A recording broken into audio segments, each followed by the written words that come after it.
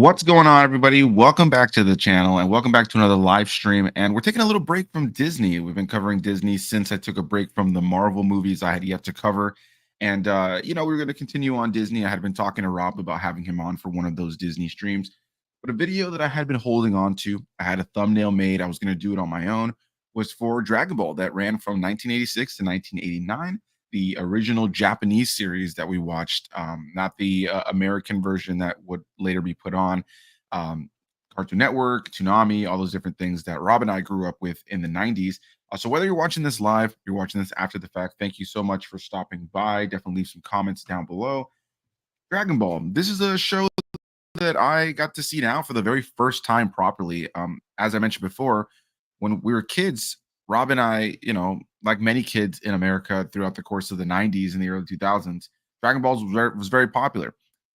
To be completely honest, on my side, though, I was never a big Dragon Ball fan. I played a lot of the video games and I watched just random runs of episodes, random sagas that would play on runs over the course of Cartoon Network. Today, I'm very happy to be joined by the big Rob Theory, as I just mentioned, who you can go and find his channel. He's got great movie-related content over there. And so, yeah, I decided to have Rob on, not only because we watch Dragon Ball together, because we do live together right now, but also because he's a big Dragon Ball fan, arguably one of the biggest Dragon Ball fans that I personally know. Somebody that even from when we were a really young age, I always knew Dragon Ball was one of his favorite things. So, for me, we'll get into like my personal perspective on this as kind of a newcomer to this, really, in terms of watching this properly for the first time. But Rob, you've always loved Dragon Ball as long as I've known you. I've known you more specifically for loving Dragon Ball Z, which we will be likely making a video on at some point in the coming months. But Dragon Ball, the original series, where it all kind of started. At this point, we've gotten Dragon Ball Z, we've gotten Dragon Ball Super, we've gotten dozens of video games. We've got Dragon Ball Daima that just came out or is about to start coming out soon. There's been tons of movies that have come out on this series. It's got to be one of the most popular animated series of all time, and definitely one of the biggest anime series of all time.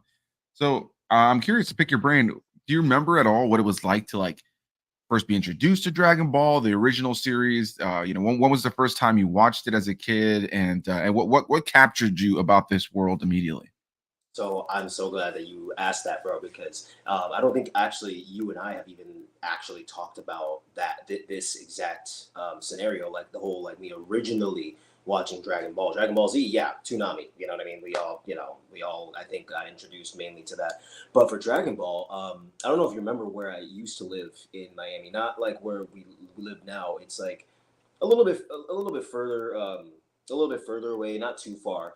But so when I was there, there were a bunch of kids in the neighborhood, and it was, it's not the best neighborhood, but and as you know, my parents, they're like, Robert, you're not gonna go on over this, so like this, so they know that I wasn't supposed to hang out with those people, but I hung out with them anyway, and they were watching Dragon Ball, so I was like, yo, what is this? This is awesome, and it was in English, but like still, I still was invested, and I was just there with them, and they were just saying, "Oh, yo, this is Dragon Ball. It's pretty cool." They didn't really talk about like the whole anime aspect of it or whatever. They were just saying, "Oh, it's pretty cool," And I just started watching it with them, and I fell in love, bro. Like I just fell in love with the idea behind Goku, not just Goku himself, but the idea behind somebody who will consistently fight to their last breath, not for themselves, but for others. And that just really stuck with me over the years.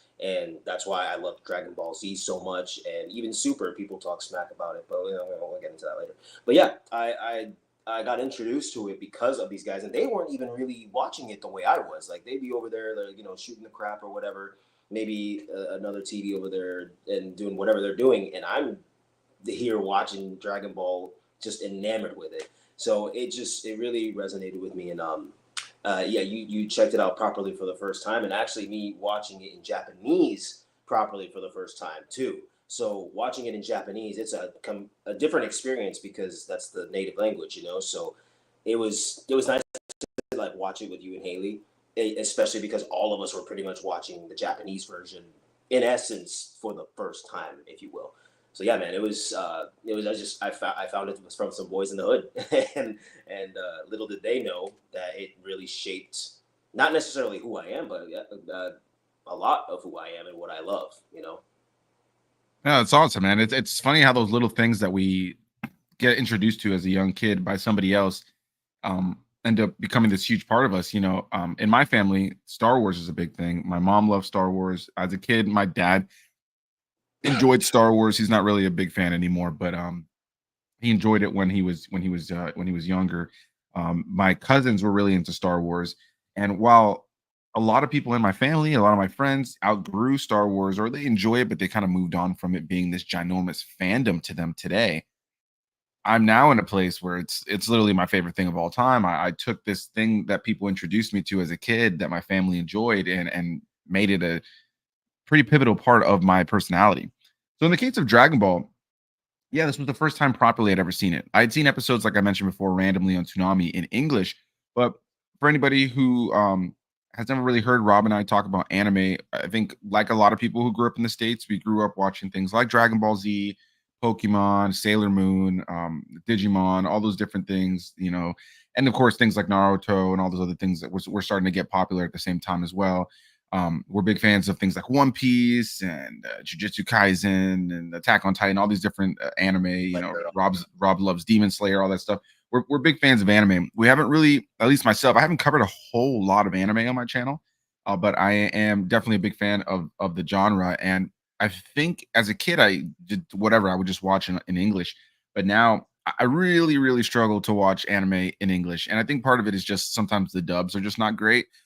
Dragon Ball is one of those that is praised though pretty heavily across the entire franchise for having a pretty solid English dub. But we chose to watch it in Japanese. They just felt like, hey, like we're gonna watch this for the first time properly. Me personally, let me just watch it the way it was originally created because I don't believe it actually got that dub and came to the States until the '90s when the show actually released in Japan in the late '80s. And so going back to that early, like very early era of anime, it was definitely interesting at first. There were some episodes that were incredibly slow. There were some elements of the action that are incredibly dated. I can't necessarily say that this is a show that is riveting from beginning to end, but I undoubtedly really enjoyed myself watching the show. I found it to be really, really charming. I really enjoyed all the characters that we get to meet over the course of the show. Of course, with Goku being the famous character everybody knows and loves, but all the other characters like Krillin, or in the case of the Japanese, dub Kuririn, that was something that was weird too. Is you have all these characters who I know from the English dub, Tien, who's is Ten or Ten Shinhan, characters like Shenron, who in the Japanese version is Shenlong. So there's all these little things that were different that I had to kind of like adjust to watching it in Japanese. But man, I really, really fell in love with the actress who plays Goku. And one thing I had always heard over the years, because I had never watched Dragon Ball in Japanese, was that Goku in Japanese is just too high pitched and too whiny. But while I can agree to an extent, I really, really thought that um I really, really enjoyed what the actress. I'm gonna butcher her name right now, so here we go. Um, Masako Nozawa. I guess that's the best I could do. Who plays Son Goku? And she's played the character over the course of years. I thought that she did a really, really solid job um, in playing the character and bringing this like sense of innocence to him, while also bringing this like kind of like you mentioned, this like this will, this drive. He's incapable of being told he can't achieve something. And I love when he meets somebody or hears of a challenge. Um, Somebody that everybody's saying like nobody can defeat that guy, and Goku's like, hell yeah, like I want to meet him. Like if yeah, nobody can defeat this guy, I want to at least meet him so I can try to defeat him. yeah, um and I love that because it's never this sense of like fear from him. It's never this sense of um like, oh, I'm afraid, I wonder if I'll get beaten too. Like if he does get beaten, he's like, damn, you're pretty good, like I want to be like you. And I just love that essence of the character. I think that he was really entertained throughout the course of the show. But there's some elements of the show that I didn't expect. And I think one of those being the wild perverted side of this dude, show.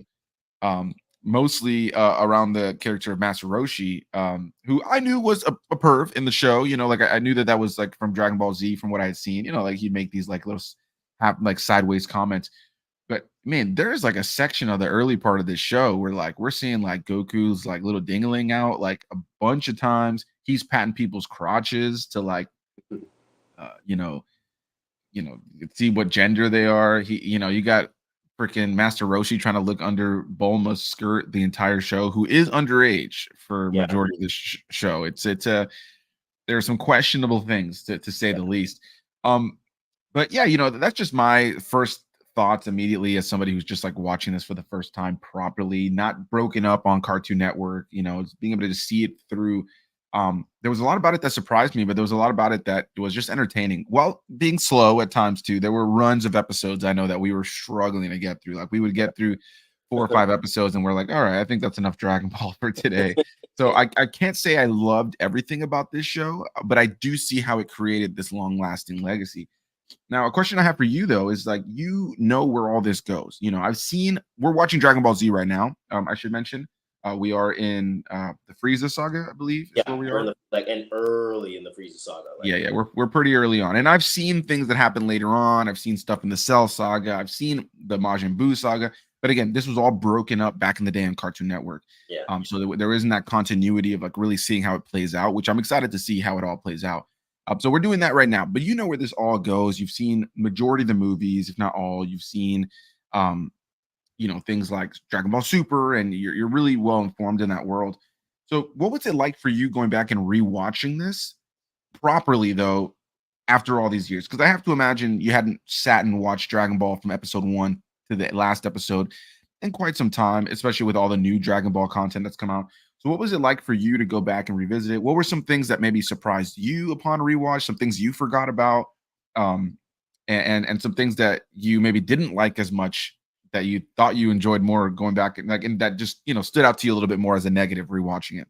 So one of the main things that stood out to me, and that it's not that I didn't like. I will preface this with that. It's not that I didn't like. It might come off that when I'm talking about this that's the case, but it's not. Is the whole idea behind the Dragon Balls. So like I know, throughout this, everybody knows it's literally called Dragon Ball, Dragon Ball Z, Dragon Ball Super. Like we know, but it's just the idea that there are these like ethereal uh, things that can literally alter somebody's death and make them alive again. So it's like you would think that it would be more, it would be harder to attain, which later on, Jesus Christ, yeah, it kind of is. But just the way how in Dragon Ball, even all of us, we were just like, how did he got those so fast? Like, and I didn't even remember that he genuinely got them in like what the third episode, maybe fourth. I don't even know.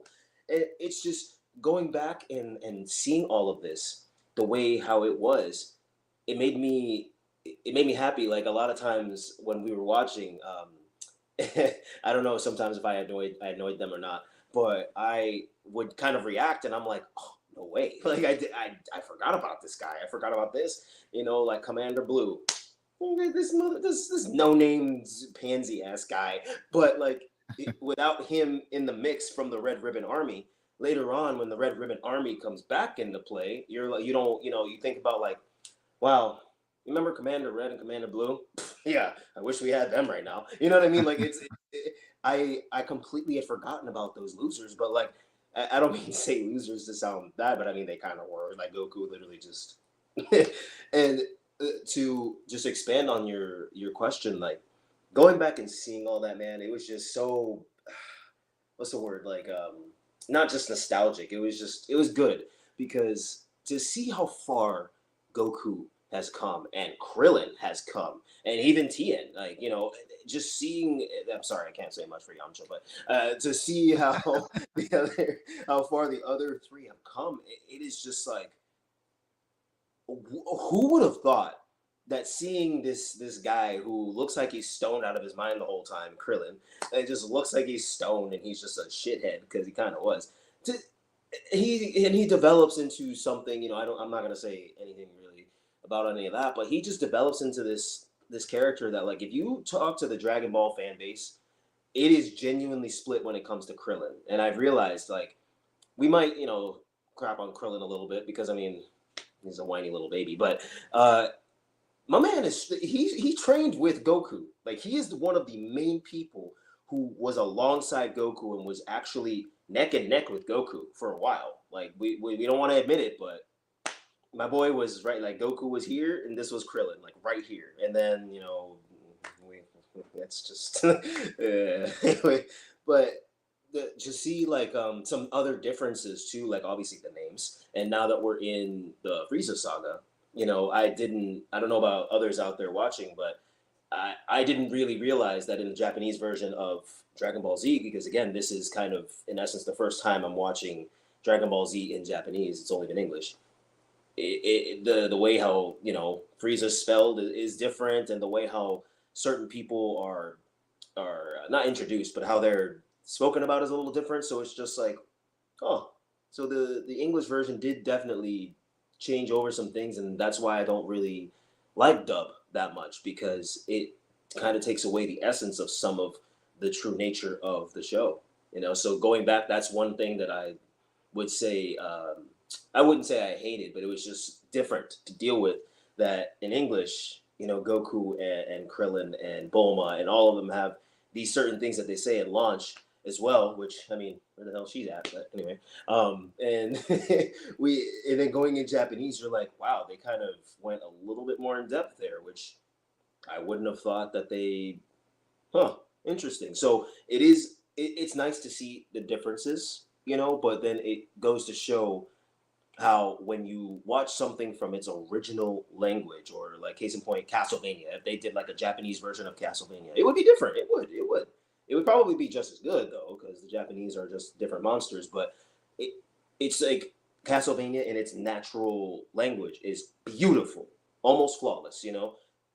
Dragon Ball, and that's not flawless, but in its original language, it's different, man. Like you said it, like you fell in love with the voice actress, and again, growing up, it was just I would look forward to coming home and just seeing Goku scream for 20 minutes. Like, yeah, it was in English, but still, now going in Japanese, I can't wait to watch this with you guys. Like get further with you guys, because you and Haley, it's gonna be like this. So this is why you're so addicted. Okay, you know what I mean? Like it's just, oh man, like you got to remember where things come from. You can't just appreciate what is now, and what is like better and newer. You have to appreciate where things came from. And I actually got a lot more love and appreciation for the whole Dragon Ball franchise, sitting down and rewatching it with you guys. Like that's the everything about it, and that's why I'll defend all the series. Like, yeah, sorry I rambled there for a minute. It's just when it comes to Dragon Ball, bro, I can't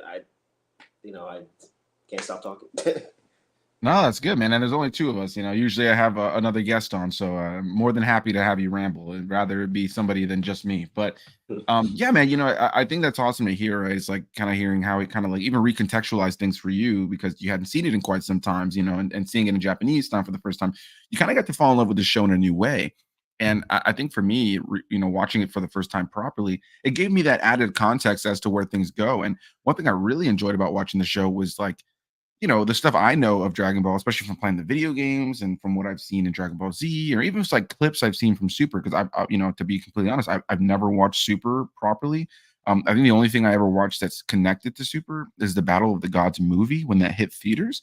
Yeah, But mind you, I hadn't seen Z properly from beginning to end, so there was a little bit of me being lost, other than knowing who these characters are, because of yeah, the video games and stuff.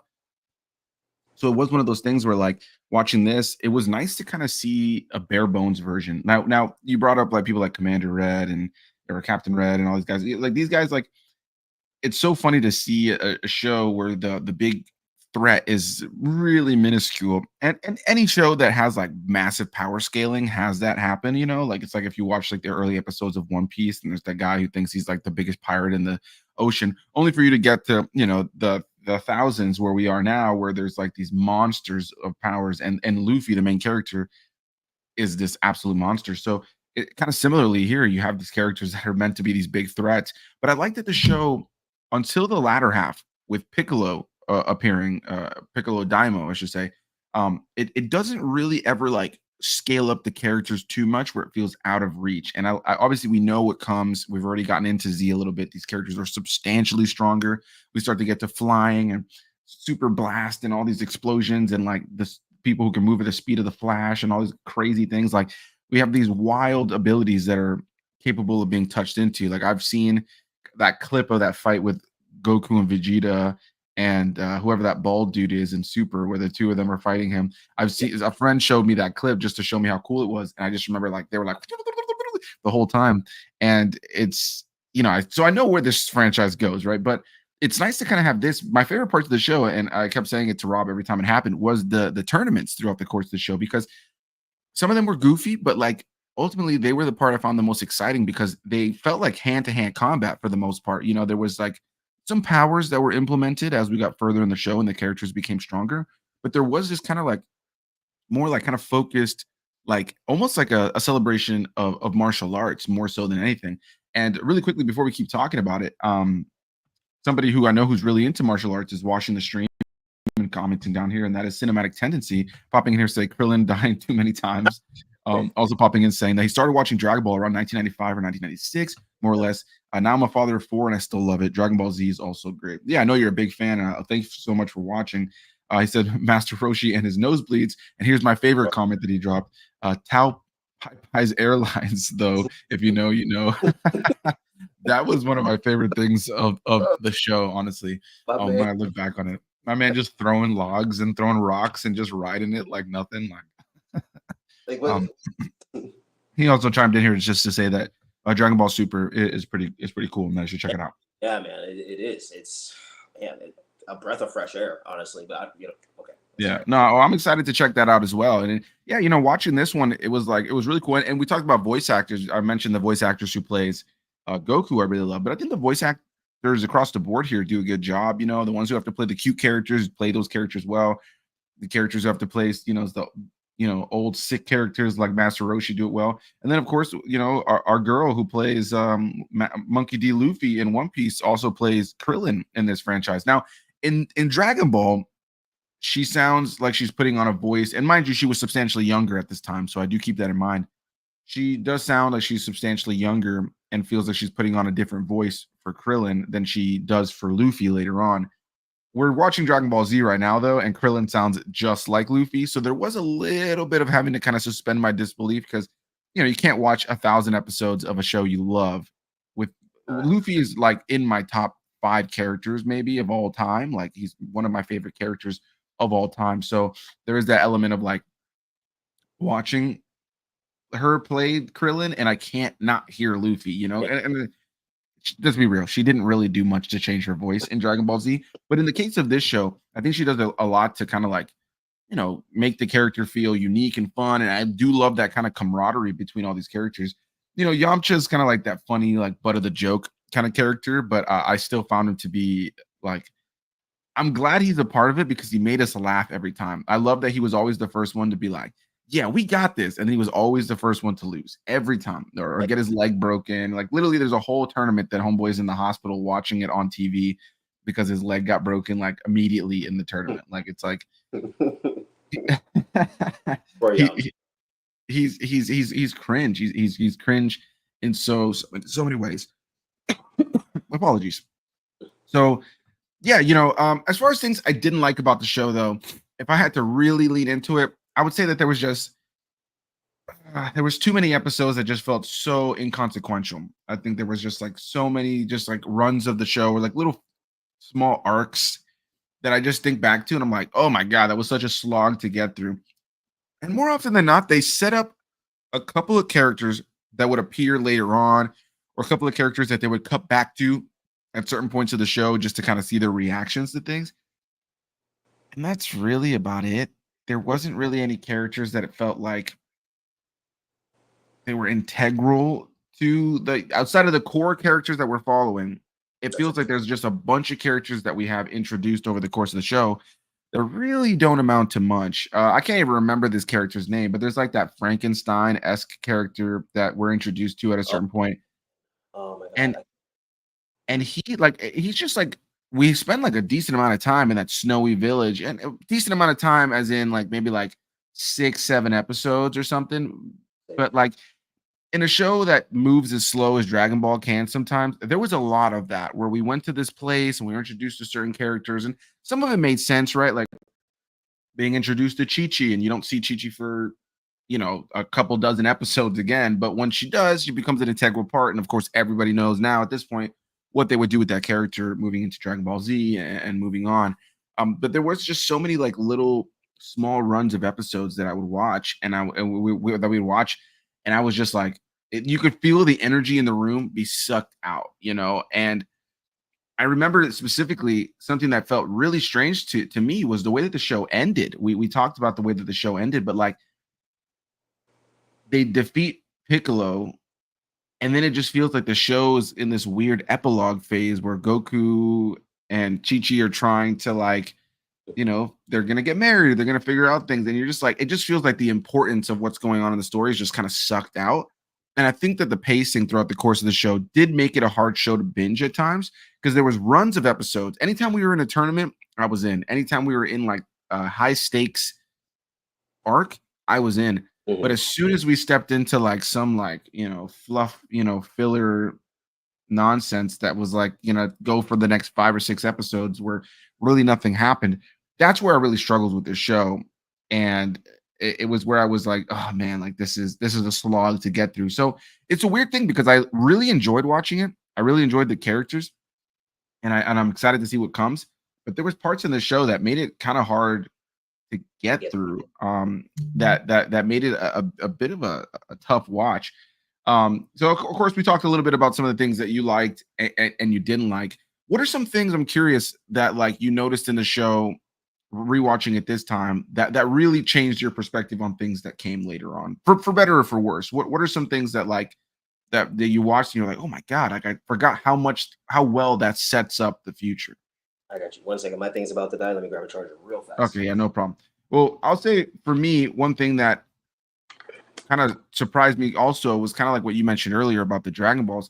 They find the Dragon Balls and they make them out to be this like sacred balls that like are, you gotta like try to discover. Like they're not easy. And every time that they're used for, the big wish with Shenron, they vanish and disappear across the world. They would Literally. find them so fast. And so over the course of Dragon Ball, I mean, I could be wrong, but I want to say that they find the Dragon Balls and use them like at least 4 or 5 times, and maybe more. To be Um, honest with you, yeah, no, sorry to cut you, but yeah, I was thinking that's what I was talking about earlier with the whole going back and seeing like the Dragon Balls. It's like my guy, he literally got them in episode 3 or 4. Like I've been thinking about it. I think it is episode 3 or 4, maybe 5. Sorry, maybe 5. yeah, But within the first 10 episodes, they already have the Dragon Balls all already. Yeah, all of them, and then they move on from that for a little bit as other characters are looking for it. But like anytime they have, something like a character dying, or like like when Krillin dies, or when like other things go wrong, like they have to use these Dragon Balls like fairly often. And the way that they utilize them, or the way that they, like the how fast they're able to get their hands on them really kind of surprised me. It took, I won't lie, while it was enjoyable, it did take away from the mystique of the Dragon Balls a little bit. And I think it also kind of created this loophole to get in and out of situations. And from what I understand, that doesn't necessarily go away. There's a lot more character deaths that are resurrected thanks to these Dragon Balls moving forward, from what I remember, which I do think is a little bit of a cop out. Rewatch or watching the show, not knowing exactly how these Dragon Balls are used, because that was one thing going into it. I had no recollection of. I did not know how these Dragon Balls were used, how frequently they were used, or anything like that. And so to see them be used pretty often was kind of like, okay, like now they're just being used as like a cheap like writing mechanic. And at a certain point, like the Dragon Balls are literally like destroyed, in this series, and they find a way to bring them back again. It's just like it's it just feels like they always, anytime there was like some sort of real threat or danger or struggle, the Dragon Balls were the answer, and it was usually easy to attain them. And even if somebody else had them, they would usually get their hands on them. So I know you had to plug in your stuff there, but I'm curious, what are those things for you that you were watching the show that maybe how'd you think like, oh man, I completely forgot how much this really serves the overall story of Dragon Ball. yeah, man, that okay, there you go. So the Dragon Balls, okay, in essence, the Dragon Balls. So we both feel the same. I love Dragon Ball Z. I will defend Dragon Ball Z to the day I die. But I also can admit and I can acknowledge the things that are kind of just like, okay, that's kind of ridiculous. Okay, so that's just so not only is that a cop out, but like literally you're just making this man and these people OP as hell. Like there's no way that if another universe's characters came into the Dragon Ball universe, they would survive. I'm sorry. Like people do these mashups all the time, and then they're like, "Oh, Goku stands," and it's like, well, I'm sorry, the way how it's written and the way how they set it up, especially with the Dragon Balls. I will say the Dragon Balls do they don't stay as easy to attain, and then some there comes a time, especially when it comes to later on in Z and like GT and even in Super, especially in Super, when it's not that they're super hard to attain, but like you can't really do certain things. Like you can, but it takes a little bit more time, or I'm sorry, you can't use that on this person because of XYZ, so you're gonna have to find another way around, and maybe you're gonna have to go to a different avenue to get that person back, which does happen. And I like that because having Goku fight so many different people in Dragon Ball and so many random people, like case in point, demons and stuff, like the Demon King Piccolo fighting his demons. They come from hell. There, there's things that later on I'm like, oh wow, okay. So watching that with you guys, especially that, there's something coming later on, which is one of it is in a movie, and then there's some other stuff that are in the shows, and it's just crazy because people will say that Goku is a terrible father, and this and that. You already know you already know that he has a son, and people will say he's a terrible father, and then again the things that you ask like, okay, does they set up for something later on, bro? Goku is like one of the best fathers, just because of, again, what I said that I love about him is his unwillingness to give up, his willingness to sacrifice himself for anyone and everyone. So you mean to tell me that Goku, how he is in Dragon Ball, he's willing to just lay his life down for anybody? How do you think he's going to treat his family? And that's another thing that sets up for all of the whole franchise, the entire franchise. Going back to Dragon Ball, I didn't realize like how with I can't remember the Indian kid and his dad. I can't remember their names. Man. Yeah, I definitely can't from having only seen this the one time, but I remember their role in the story The for role, sure. yeah. So like Yeah. seeing that and like seeing how Goku fought for them and seeing how the young kid like he cared about his dad, and so it's just like it's not like Easter eggs, but it's kind of just like damn, like there's relevancies later on that like damn, I'm like okay, well, Akira Toriyama, rest in peace. You are just a phenomenal writer. And then one of those characters, Ariel, I don't know if you remember her, like a little redhead kid with glasses who was kind of like a cyborg, like the other guy, the Frankenstein guy, but she is like ridiculous. It's just things like that you would forget about, and then later on you see and you're like, damn, why would you, of all people, but cool, and so there's certain things that get set up from the beginning, like with Krillin too, and with the whole squad, and I just loved rewatching it with you guys because I'm excited to see where this goes, and I'm excited to see what you guys think about what is built up, and then we're gonna reference it once we get to it. We're gonna be like, wait a minute, is that the motherfucker from, is that him, like, or her, and it's gonna be great because I love how I don't even think that Akira Toriyama knew that he was gonna do Dragon Ball Z. Maybe he did, I don't know, but you got to think, right? Like somebody just starting that thing, they're probably just like, all right, well, let's see what happens, and then the fandom Right, right. starts. And anime wasn't at that place yet, like to know that it was going to be a success. Exactly. So to think that he did all that, and obviously he, when he did Z and Super and GT and all of the movies and all of that, obviously incorporated some stuff and leaned back to it. But it's just crazy how if you just look at some things and then go back to Dragon Ball or even Dragon Ball Z or GT, and you're just like, wow, this is a great anime, and that's why it will continue to be successful because it is beautifully written. I will say there are a little too many cop outs. I'll say that there are, but It is beautifully written because of the story arc of Goku and Chi-Chi and Bulma and Vegeta. When you now we're introduced to Vegeta, and I love that Haley has zero idea about it because you know some stuff, but it's nice to see that we got some good build up from Dragon Ball and Dragon Ball Z, and to see what's coming.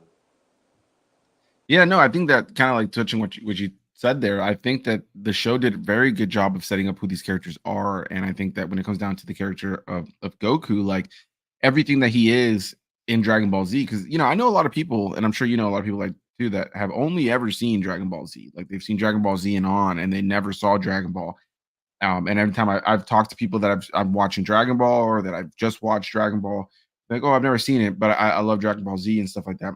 And it's crazy because now watching Dragon Ball Z, I couldn't imagine watching Dragon Ball Z without the context of Dragon Ball because it sets up so much of who Goku is, what his journey is, where his heart is as a character. It doesn't just feel like this like attachment old series that doesn't have any relevance. While I do think it's slow in areas, while I do think there's chunks of episodes that are lacking. While I do think there are certain things that are wildly cheesy and dated because it came out in the late 80s, anime wasn't there yet. Anime animation wasn't there yet. I do think that what makes Dragon Ball work and what Akira Toriyama really brought to the table was great. And I can't even believe we haven't even brought up his name until you brought it up a second ago. But yeah, I mean, he's obviously just passed away earlier this year, which is the timing of us watching the show as he passed away was kind of crazy. Of all the years that we could have chosen to watch the show, um, to have watched it like and for him to pass away while we were in the middle of it, heartbreaking for sure. Because even for me who hasn't seen this show properly, it's undeniable the influence that he had on the anime genre in general. I mean, everybody who's a big anime creator references him as like an OG, like influence and the amount of other things that he was a part of that or his art style was a part of things like Dragon Quest and so many more like there was so much that he set up in the realm of anime esque things that really just created like a world of their own and Dragon Ball of course being a huge part of that. Now touching on some of the things that we were talking about earlier though, Cinematic popped in here to say that he remembers when Tenshin Han and Chaozu were the only ones who could fly or levitate thanks to the technique of Master Suro. Yeah, it's crazy because like them levitating was just kind of like a basic thing of them just kind of levitating up ever so slightly off the ground. And now, the show gets to a point where these mofos are flying all over the place and doing all kinds of crazy things. And it's honestly insane what the show turns into when you watch this show. That's what blew my mind the most upon watching it was just how much different this show gets over time, like how much of an expansion. It's interesting because there's like other franchises that you'll always see that gradual change. Of like something that's older when things are able to be newer, they tend to be fast paced or a little bit more crazy. A good example is my favorite franchise, Star Wars. You watch the original Star Wars trilogy, and the lightsaber fights are a little bit more slow, a little bit more like old school samurai. But especially, let's be honest, you watch that episode 4 fight with Obi-Wan and Vader, it's not great. Let's be honest. It's what it means to the story, but the combat's not great. Then you get to the prequels, and I can write it off in my mind that like the prequels are during a time of like where these mofos were like raised to fight with these lightsabers versus like there's not really a lot of that going on in the original trilogy timeline. But then the fights are like fast paced and crazy and all over the place, So that tends to happen with franchises, right? Where like the older thing is always going to be a little bit slower, especially in its action. But in the case of Dragon Ball, I do think that they do a good job despite that of like almost making you appreciate the more grounded fighting that the show has with, kind of a big appreciation for martial arts because Dragon Ball, and I'm curious to hear your thoughts on this too, but really quickly before we do that, also we were mentioning earlier, Cinematic said that they would find the Dragon Balls a bit faster once Bulma made the radar. Yeah, once they make the radar, it's just like it's Right. literally just a story device that's used to like achieve things or like then there's multiple characters that have radars and they're all headed to the Dragon Ball. So it's just a way for the story to kind of get these characters in the same spot at one time. Yep. Again, a little bit cheap at times, but I didn't hate it, but it again it removed a little bit of that sense of like mystique around the Dragon Balls because it was just like, all right, well, we can as soon as they repopulate in the world after we use them, like we can just go find them again because we have a radar that'll send us directly to their location. And oh no, the big bad of this arc is here because they also have a radar. Like it definitely was a conveniently used thing. Yeah, But yeah, going back to like the fighting and stuff. I think what's cool about this franchise is one thing I've heard a lot of people praise this show for and this franchise for is it getting them into martial arts, but mostly also getting people into exercising. I'm not really a big exercise or workout person. I kind of wish I was, but I know that this show inspired that for a lot of people. And I know there was a phase after sixth grade where you got really into exercising and working out. So I'm curious, did you also kind of have that experience with this show where like watching all these, muscle bound characters like training all the time? Did it inspire you in any way to get into your whole fitness journey when you were younger? actually, to be honest with you, I can fully say yes. It really did that, and reading certain like Flash comics and the Authority comics in DC and various Green Lantern comics too. Just seeing heroes and these people just so like muscly and like, yeah, granted, hello, they're drawn, but still, like when you're that young, you're impressionable, and especially for us back in the day, we didn't have all of the technology and all of this advancement that these kids have now. So like, yeah, kids now they're like, okay, whatever, they'll just go back and do whatever. But no, for me back then, especially because like I got we both got teased, but I got teased, with acne and my weight and whatever, and I wasn't even that big, but like it was just I guess a time.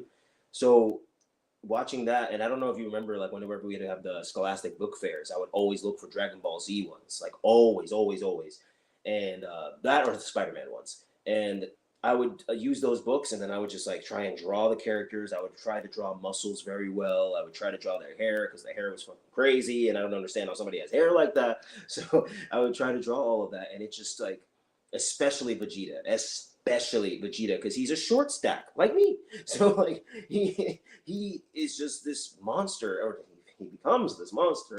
Jesus, and he really inspired me. Goku, obviously, and Vegeta, Trunks, all of them. They inspired me, and that my love for swords comes from Trunks because we'll get it. We'll later on we'll get into it, but my love for swords comes from him because my guy, he just zing zang zoom, and he's done. Like it's crazy. He's so ridiculous with it. So to see these characters, and yes, I am one of those kids that tried to scream and go Super Saiyan. Okay, yes, you make fun of me for it later. It's fine, but no, like doing that too. Like I genuinely will like try, and I'm like, man, I really want to be strong like them. I want to at least like look like them. So I started trying to work out so I could at least try to go Super Saiyan. And as dumb as that sounds, it helped me get, fit. It helped me get into that lifestyle so that I could consistently try and stay somewhat fit. So that maybe one day, when the universe shifts, I can turn into a black Super Saiyan. It'll be fine. But no, for real though, it really did help with inspiring me with that and just inspiring me to try and just be, as silly as it sounds, a little bit better of a version of myself, even that young. Um, Even though I was still kind of a shithead, but it just kind of inspired me because these characters are just they're so invested in what they believe in, and nobody can tell them different. Nobody, like you can't tell Vegeta different. You definitely can't tell Goku different. You can tell Gohan different, but whatever. Krillin, Krillin's Krillin, and then Yamcha's just there for the ride, I guess. I don't know. Tien, he's a little bit more mentally strong, and then Chaozu follows Tien. So it's just like to see a close knit group of friends because they are, and fight for each other and lay their life down and just it was a big inspiration not only to work out but just to try and find some sort of relevance in being that strong. Does that make sense? Like try to find a reason to be strong so I can be there for people. I don't know. It's weird. Like when I was younger, I had all these crazy thoughts about stuff like that, but it really did inspire me. Yeah, no, which makes sense, right? Because that's a big theme of the show is like not only finding that strength, but finding that strength so that you're able to care for those around you, or to like be the one to fight when times get rough. And I think that that journey for all the characters is seen through really well, but with specifically with Goku. I think that that's where it really, really works, you know. Like, and I think I totally understand why this show inspired so many people to want to like work hard and train and push past like pain, or like to like look at adversity and kind of like smile at it, you know. And going back to a little bit what we were talking about before, cinematic popped in here saying, sorry, so much history and character building in Dragon Ball that I would never watch Dragon Ball Z without watching the OG first. Yeah, I mean, ultimately, I think anybody who watches Dragon Ball Z without Dragon Ball, it's like even if you read like a Cliff Notes thing or watched a video on it, there's just those small moments of care. It's like the people who watch One Piece and like want to get to like the crazy stuff later on, that they'll be like, "Oh, I skipped like the first 100 episodes or something." It's like you just miss so much of like the character development, so much of the small moments between characters that really set up what the stakes are for these characters. You know, you can watch the key clips and get an understanding, but you know, that was something I had an appreciation for now that we're like months removed from having watched Dragon Ball. Um, was like, you know, just sitting there with the characters and the themes and like what it all kind of meant eventually. Now, oh, also here, cinematic popped in to say Vegeta is awesome, bro. The OG blueprint.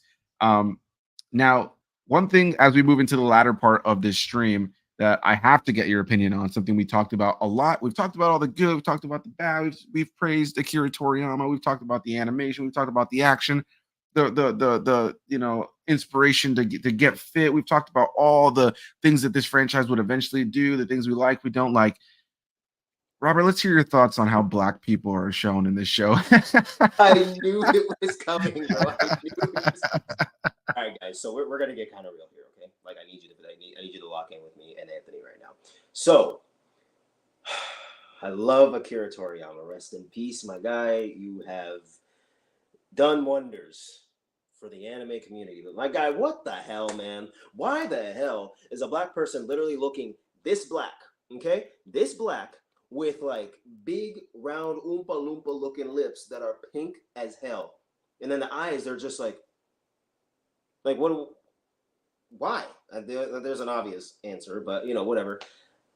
Certain ideas played a factor in how certain characters were portrayed, and I mean, now I can say we still got a little bit of that, but nowhere near as much as Dragon Ball. I think what wasn't there a tournament, and the camera pans and Haley's like, what is that? Like literally, what is that? My guy, it was literally, I don't even have anything that dark, Anthony. I don't. Like not even my shirt's that dark. Like this guy was so dark.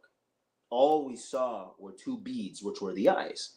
And I don't like I want to say that Akira Toriyama was not opposed to dark skinned people. But when you see something like that, my man, I don't know. It raises questions. Like it raises some serious questions. I I don't know why really. I'm being facetious here. I don't know why.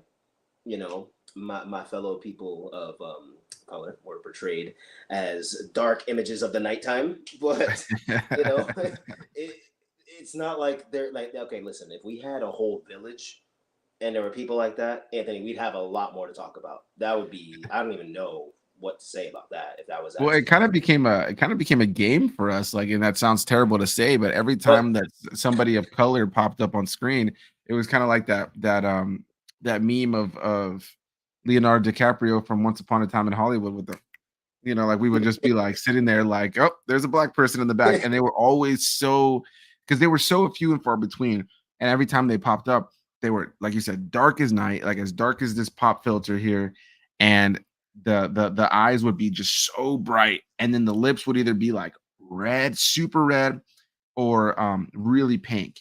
And we're not even talking about characters like what, Mr. Popo, yeah, Mr. Pope, who I believe from what I've seen online, he's like based on like in like some sort of like deity or some sort of Asian yeah, deity or something. Which if you look at images, he does look similar to that, where he is all black with kind of the reddish lips.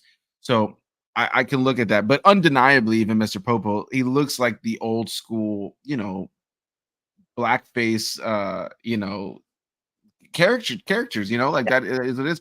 I've covered a lot of movies about race and the black community on Rashad G's channel, one of our fellow friends, and Yeah, we covered a movie called Bamboozled, a Spike Lee joint, and that movie like has blackface stuff all over that movie with the dark black skin and the really bright red lips. And while there wasn't anything distinctly that heavy when you looked at the regular black folk throughout the course of the show, there were a lot of people that were incredibly dark with some very like I mean, there was times where you couldn't even see their facial features. Like there was just times where it was just like a black blob of a face, just like with their mouth open. Super, you couldn't even see their teeth. They're just super pink lips and then the really bright white eyes. And it was just like, oh, geez. Oh, Lord have mercy. Cinematic popped in here to say Mr. Popo has entered the chat. Honestly, no. Mike also popped in here saying, yo, fellas, and said that the only Dragon Ball he's ever seen is the recent movies that have been in cinemas, which is Oh, crazy. wow. You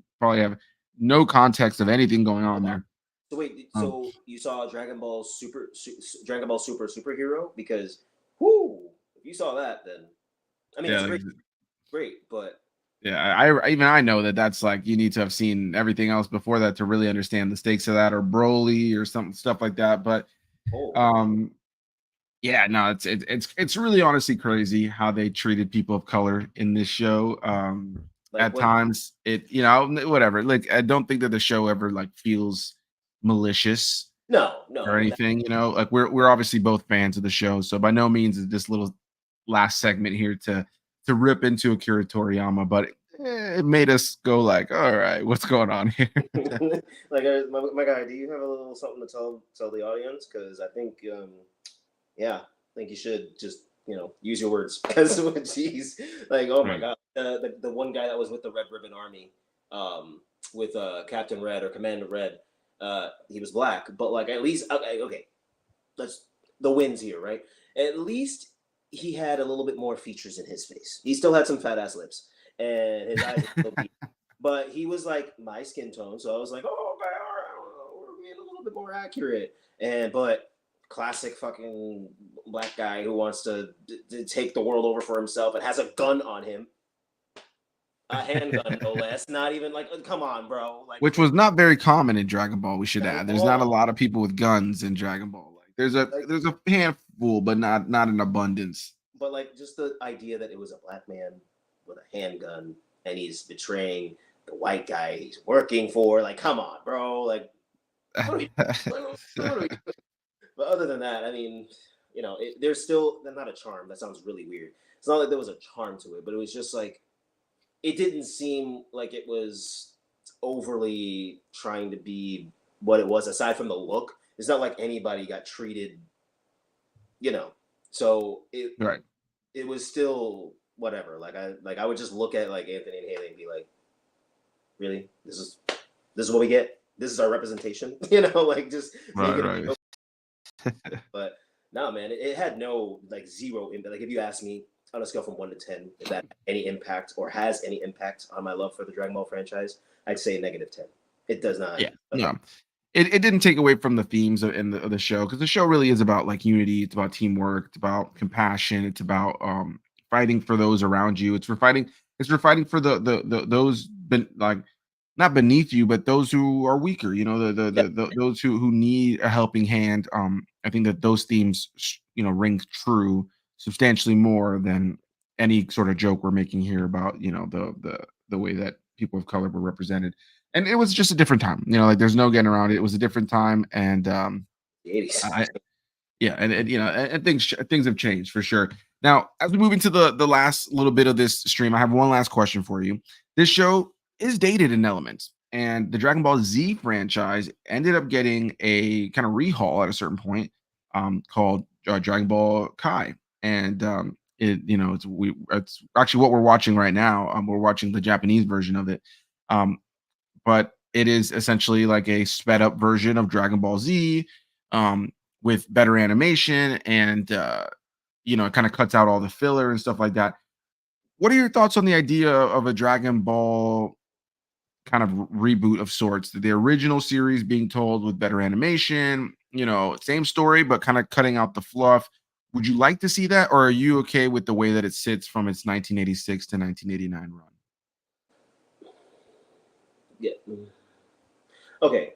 So I'm gonna give you two answers here. So on the one hand, right? Like anything that has like a really dated version, like even One Piece with all of the filler that it has. I mean, I love it, but like all the filler it has.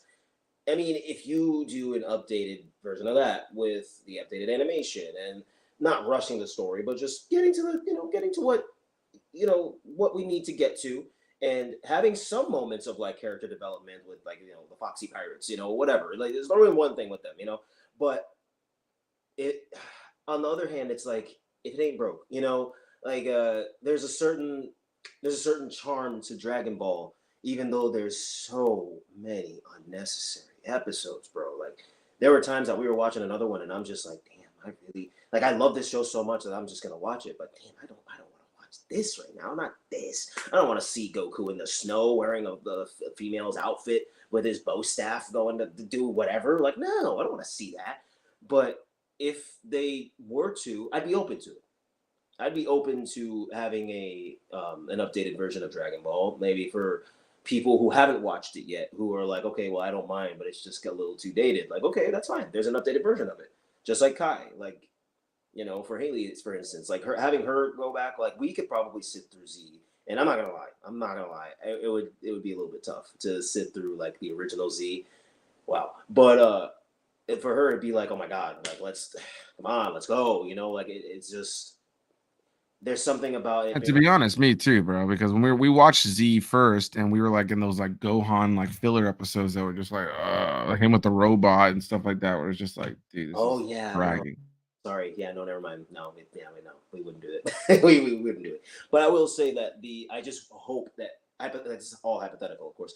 If they did do that with Dragon Ball, I would hope that they wouldn't go as fast as they did with Dragon Ball Z Kai, because as much as I love that we are getting to the nitty gritty with Dragon Ball Z Kai, there are a few things that I wish that weren't brushed over. Like, there are a few things that I wish it was just one episode. I'm not saying we need three, because that's what it was with Dragon Ball. It was like 3 to 5 episodes of just some nonsensical BS that were just like, so he did all of that for a piece of meat and a necklace. Not really, but you know what I'm saying. So I wouldn't mind. I wouldn't mind. There obviously the fan base is going to be split. All the fandoms nowadays have become toxic, which sucks. But I wouldn't mind seeing that, because I think I would rewatch it just to see what they would do with it, just to see what they cut out, and maybe they would tell some things a little bit different, because even in Kai, there's not things that are told different. It's literally the same thing, just broken up.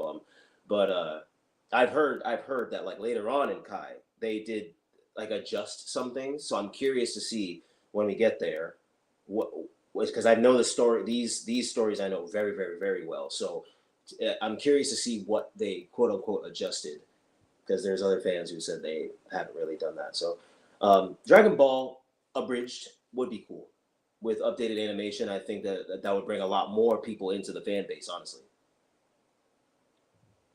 No, I think that you make some really good points there, and cinematic popped in here just to say I may be in the minority, but I like the fluff. I'm not a fan of Kai, not only because of the shortcuts, but mainly by not including the entire original music, which is totally fair, right? Like I think that's a totally fair criticism. One Piece, my favorite anime, is going to be getting a remake soon.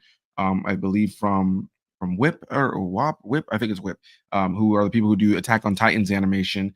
They're going to be doing the early part of the show and condensing the episodes and cutting out the filler. And naturally, immediately hearing that makes me like, oh, I hate that they're doing that, because there's a charm to that old school One Piece, and I have an attachment to it.